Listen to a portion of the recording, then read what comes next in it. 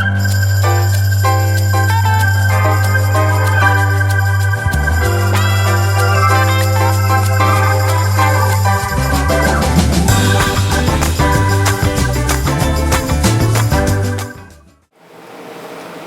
Sobat Gift, kembali saya Pastor Daniel Benyamin Ering dalam program Gift yang luar biasa, yaitu Gift Bicara. Haleluya, sebelumnya kita bersatu di dalam doa. Bapa Surgawi, kuduskan kembali Bapa nama Bapa dalam nama Tuhan Yesus Kristus. Roh Kudus, terima kasih Engkau sudah hadir di sini Tuhan Yesus. Engkau pasti memberkati hamba-Mu juga bagi sahabat-sahabat Gift Bicara yang mendengarkan. Dengan begitu kami bisa mengerti ya Bapak, karena tuntunan Roh-Mu yang kudus, sehingga dengan mengerti kami bisa menjalankannya. Nama Tuhan saja yang dimuliakan, dan tanda-tanda ajaib menyertai hidup kami, sahabat-sahabat Gift. Terima kasih, dalam nama-Mu kami berdoa dan mengucap syukur. Haleluya, amin. Haleluya, puji Tuhan. Kembali saya dalam program Gift Bicara menyampaikan berkat firman Tuhan. Kali ini saya beri judul Sukses Setelah Pandemi, sahabat-sahabat Gift. Kita baca firman Tuhan, saya ambil dari Kejadian 3, ayatnya yang pertama sampai yang ke-7. Ya, sahabat Gift, mana sekarang puji Tuhan kita sudah melewati di penghujung pandemik ya. Amin, haleluya.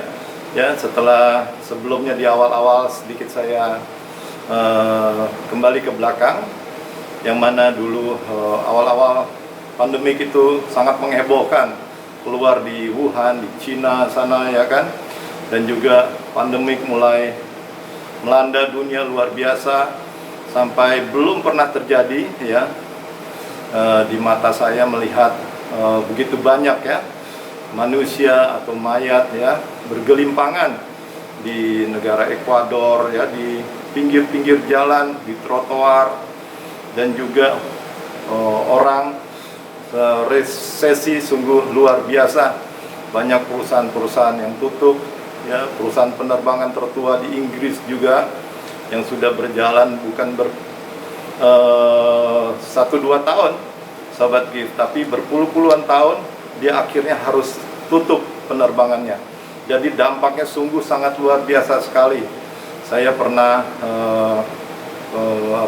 refleksi ya dengan yang mijet saya itu, dia berkata, Pak, kemarin waktu tutup dia sangat sukar hidupnya, sampai dia minum itu air pump, maksudnya air pump tapi yang sudah dimasak, itu kan berasa nggak enak juga ya.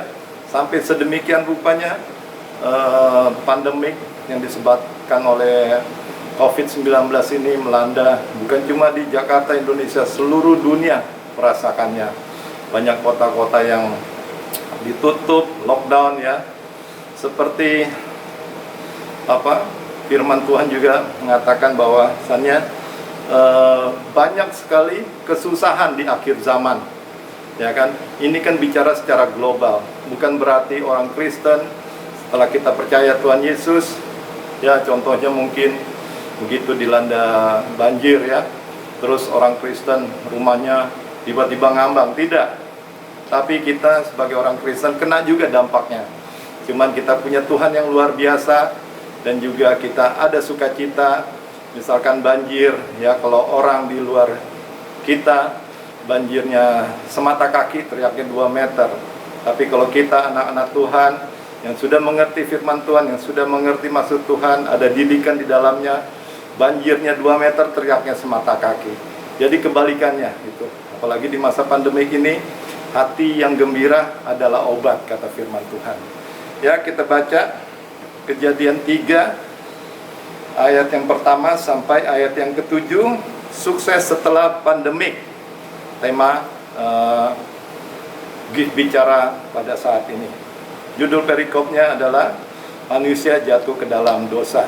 Yang pertama ayatnya, adapun ular ialah yang paling cerdik dari segala binatang di darat yang dijadikan Tuhan. Ular itu berkata kepada perempuan itu, tentulah firman Tuhan berfirman, semua pohon dalam taman ini jangan kamu makan buahnya, bukan. Ya, lihat cara kerja iblis, setan itu ya. Ayat yang kedua, lalu perempuan itu kepada ular itu berkata demikian, buah pohon-pohonan dalam taman ini boleh kami makan, ya. Tetapi tentang buah pohon yang ada di tengah-tengah taman ini, ya, Tuhan berfirman, jangan kamu makan ataupun raba buah itu, nanti kamu mati, ya. Lihat cara kerja iblis, yang mana dia mengerti firman Tuhan juga, ya sahabat gift, tapi dia memutarbalikan. Untung Hawa mengerti sedikit firman Tuhan, walaupun di ujung dia akhirnya juga terbujuk juga, ya. Jadi kita, sobat gift, semua yang ada dimanapun berada, harus mengerti firman Tuhan, ya, sehingga kita tidak tergoda. Si iblis berkata apa katanya? Semua pohon ini di dalam taman ini tidak boleh kamu makan kecuali yang satu. Tapi Hawa bilang, salah, kamu terbalik. Hawa udah mengerti. Semua boleh, yang satu ini tidak, gitu. Tapi langsung si ular itu, ya, yang dilambangkan iblis itu berkata kepada perempuan itu, sekali-kali kamu tidak akan mati, ya.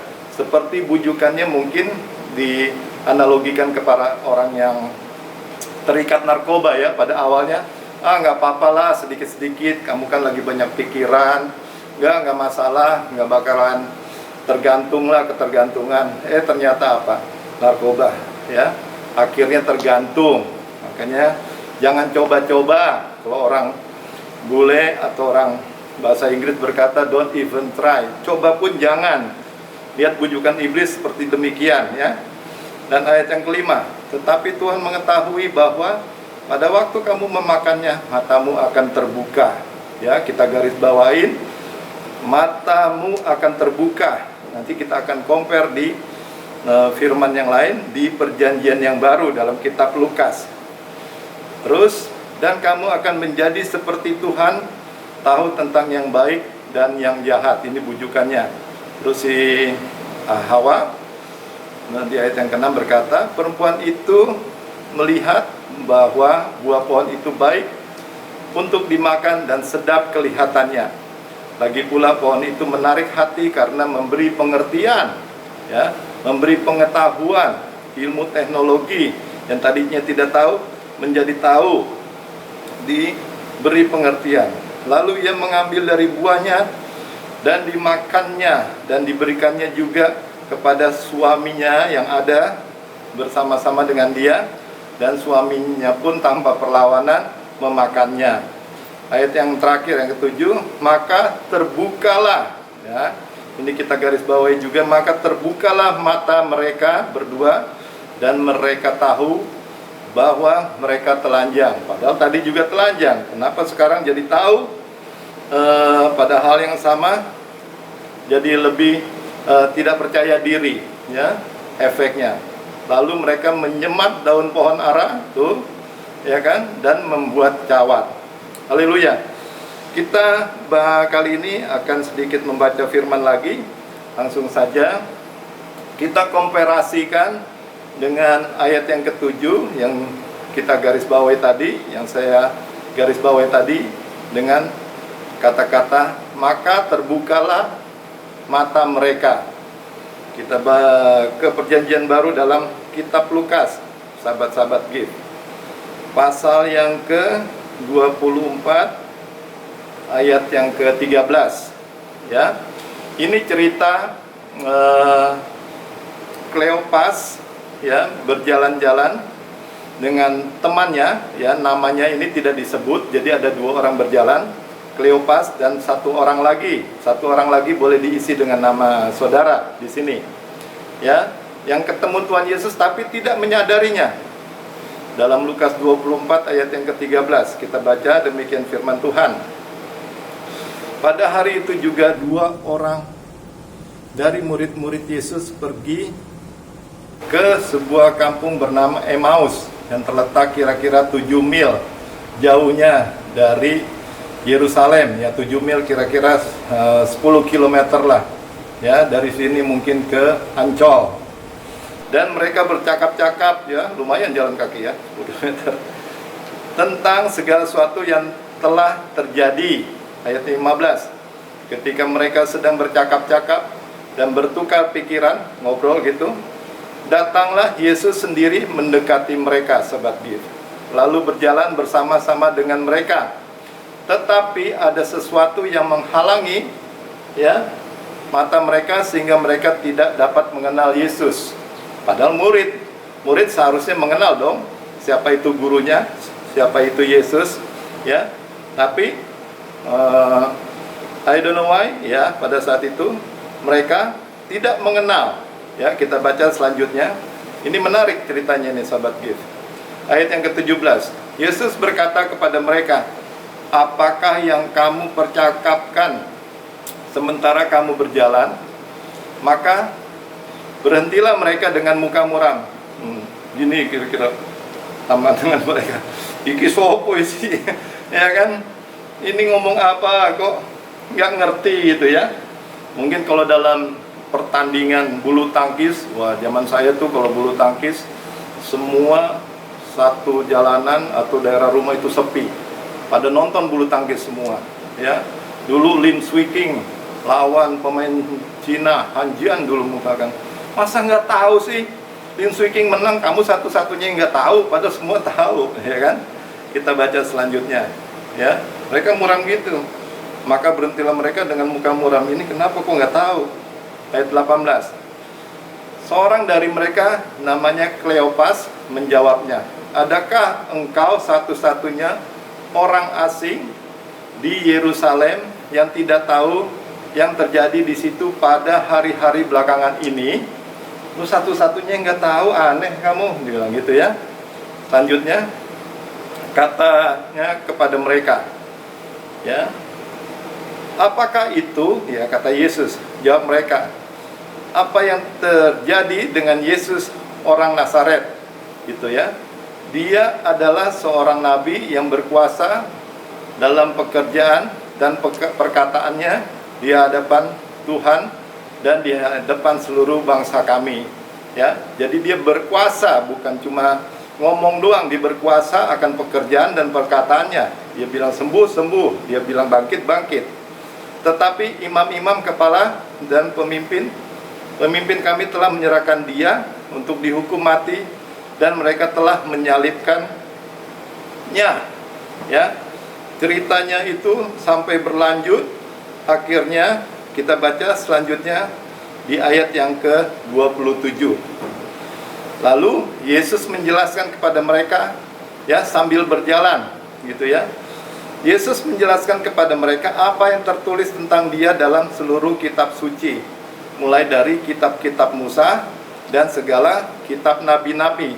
Ya, sembari berjalan Tuhan Yesus bercerita akhirnya sama dia. Mereka tetap tidak mengetahui itu siapa itu Tuhan Yesus, padahal itu Yesus adalah guru mereka, mereka muridnya, harusnya tahu dong ya. Oke, selanjutnya ayat yang ke-28. Ya. Mereka mendekati kampung yang mereka tuju. Lalu ia berbuat seolah-olah hendak mau meneruskan perjalanannya bersama dengan mereka. Seolah-olah dia mau menunjukkan meneruskan perjalanannya supaya supaya Yesus mau menceritakan, ceritanya belum selesai nih, tentang dia atau tentang Mesias. Mereka belum tahu nih siapa dia, supaya mereka penasaran dan mereka terbuka bahwa dia itu Mesias, gitu, yang disalibkan itu, bahwa dia itu sendiri yang lagi bercerita. Tapi mereka masih tertutup nih matanya. Ayat yang 29. Di sini salah satu kuncinya, sahabat Gift.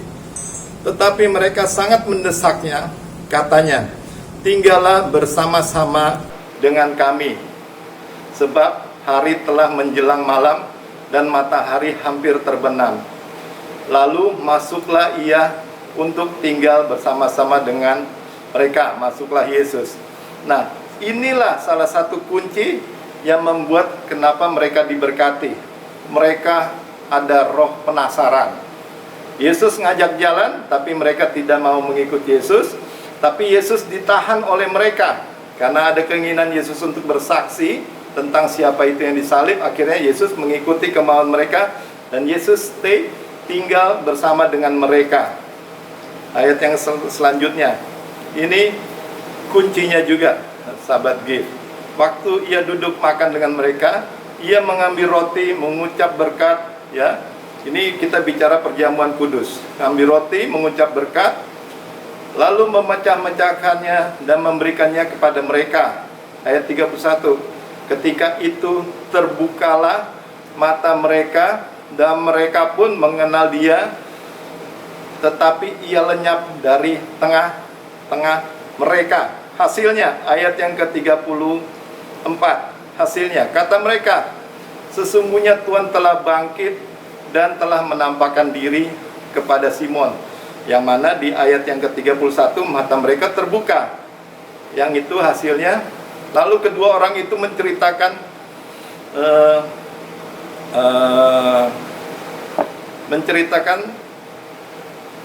lalu kedua orang itu pun menceritakan apa yang terjadi di tengah-tengah jalan, dan bagaimana mereka mengenal dia pada waktu ia memecah-mecahkan roti. Ya, hasilnya yang tadi, mata mereka jadi terbuka. Ya, mata mereka jadi terbuka. Di ayat yang 32, kata mereka seorang kepada yang lain, berkata, bukankah hati kita jadi berkobar-kobar, sahabat GIF? Ya, mata mereka terbuka dan berkobar-kobar, yaitu ada sukacita. Ya, maksud saya dalam penyampaian firman Tuhan pada kesempatan ini, GIF bicara sesuai dengan tema kita, sukses setelah pandemik. Berbeda dengan di Kejadian 3 ayat yang ke-7 tadi, ya, yang mana mereka terbuka, ya, mata Adam dan Hawa terbuka, tapi yang timbul apa? Mereka yang timbul ketakutan, dan mereka yang timbul kekhawatiran. Mereka jadi malu menutupi tubuh mereka dengan pohon ara. Berbeda dengan Kejadian, sewaktu mata mereka terbuka dalam Lukas 24 ini, sahabat GIF, ya, yang mana ada sukacita, hati mereka berkobar-kobar. Ya, hubungannya dengan pandemik pada saat ini, ya, kemungkinan ada yang berkata bahwa pandemik ini katanya ada yang mendesain, ya, ada yang merencanakan, ada grand design-nya melalui ilmu teknologi. Ya, sahabat GIF, lewat ilmu teknologi banyak orang yang jadi terbuka matanya. Tuhan maunya pada saat Adam dan Hawa di Taman Eden, mereka memakan pohon kehidupan, yaitu Tuhan Yesus sendiri. Tapi mereka memakan apa? Pohon pengetahuan tentang yang baik, yang buruk. Sahabat GIF, di sini poinnya, sahabat GIF. Lewat iptek, lewat ilmu pengetahuan, ya, kadang membuat orang mata terbuka, kadang membuat orang menjadi melawan Tuhan, sahabat GIF. Ilmu pengetahuan yang pertama yang saya pernah baca di dalam Alkitab adalah apa? Ilmu pengetahuan atau pengetahuan yang pertama, ya, dalam Alkitab yaitu apa? Batu bata. Ketika manusia mengetahui pengetahuan batu bata, mereka jadi ingin mengelawan Tuhan. Yaitu apa? Mereka membangun menara di Babel yang puncaknya bisa sampai ke langit, mau menyamai yang maha tinggi. Lewat pengetahuan, manusia jadi melawan Tuhan. Lewat ilmu pengetahuan, ya, ada yang katanya Christian Science, mereka tidak percaya mujizat, ya, mereka taunya kesembuhan itu semua lewat ilmu pengetahuan, lewat kedokteran, peralatan yang canggih, sehingga manusia bisa menjadi sembuh. Jadi tidak ada iman di sini, ya, terjadi penurunan iman, sahabat GIF.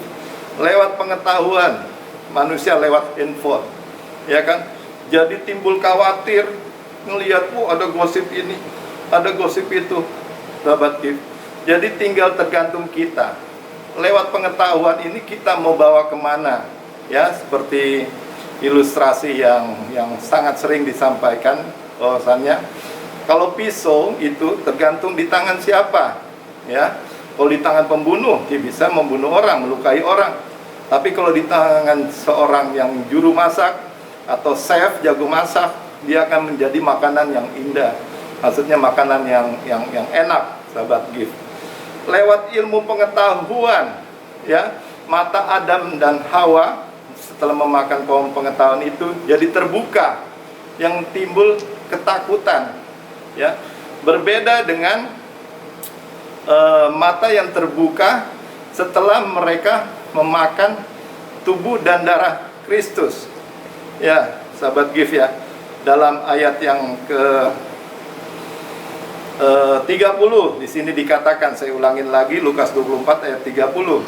Waktu ia duduk makan dengan mereka, ia mengambil roti, mengucap berkat, lalu memecah-mecahkannya dan memberikannya kepada mereka.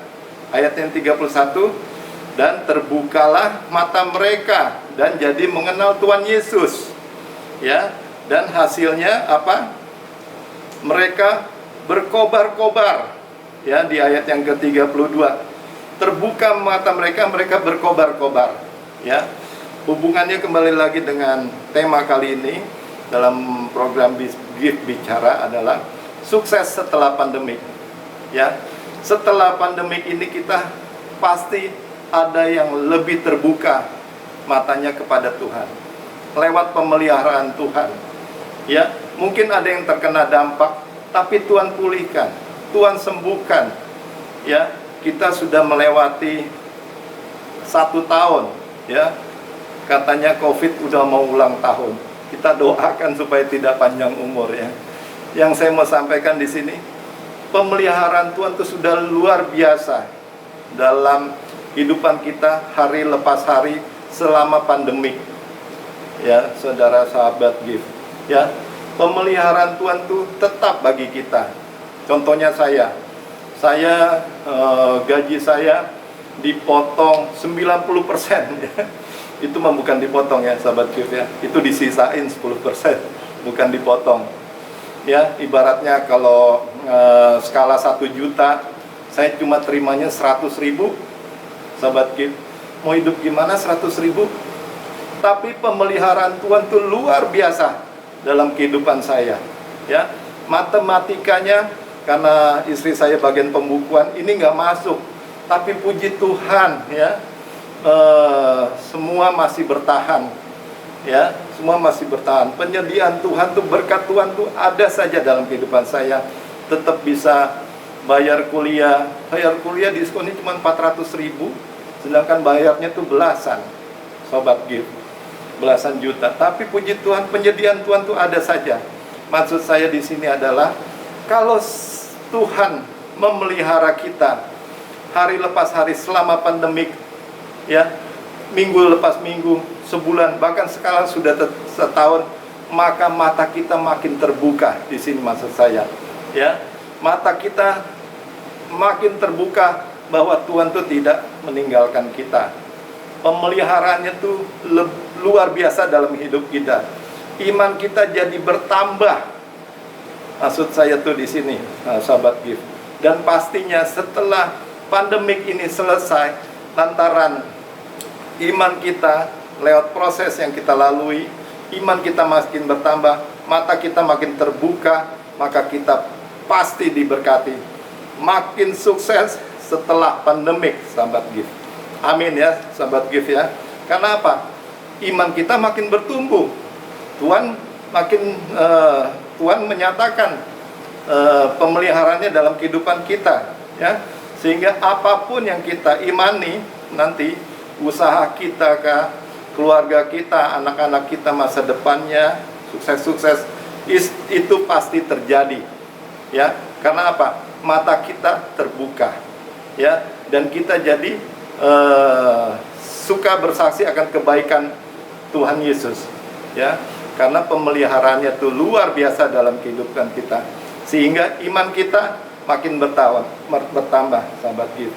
Satu lagi yang saya mau sampaikan adalah, kalau kita melewati pandemik ini cuma melewati gitu saja tanpa pengalaman dengan Tuhan Yesus, iman kita tidak bertambah, kita adalah orang yang paling rugi, sahabat gift. Itu saja dari saya. Kiranya, semoga, pasti sahabat gift mempunyai pengalaman pribadi yang luar biasa selama pandemik ini, membuat iman kita bertambah, yaitu meningkat. Dan dalam nama Tuhan Yesus, setelah pandemik ini, hidup kita semakin sukses. Haleluya. Demikian saja firman-Nya. Kiranya menjadi penghiburan dari Gereja Gift. Kami menyapa saudara dalam Gift Bicara ini. Kiranya menjadi berkat, sukses setelah pandemik. Kita bersatu di dalam doa. Bapa Sorgawi, kami ucap syukur buat urapan-Mu, buat kasih karunia-Mu. Firman sudah ditabur, Tuhan, lewati hari demi hari, pemeliharaan-Mu luar biasa dalam kehidupan kami. Biarlah mata kami makin terbuka ya Bapa, lewat pengetahuan, lewat apa yang terjadi kami mau pakai semua untuk kemuliaan-Mu. Sehingga hidup kami makin diberkati, nama Tuhan makin dimuliakan. Sukses dalam kehidupan kami, keluarga kami setelah pandemi. Dalam nama-Mu kami berdoa mengucap syukur. Haleluya. Amin. Shalom sahabat gift. Maju terus, sukses setelah pandemi. Haleluya. Shalom.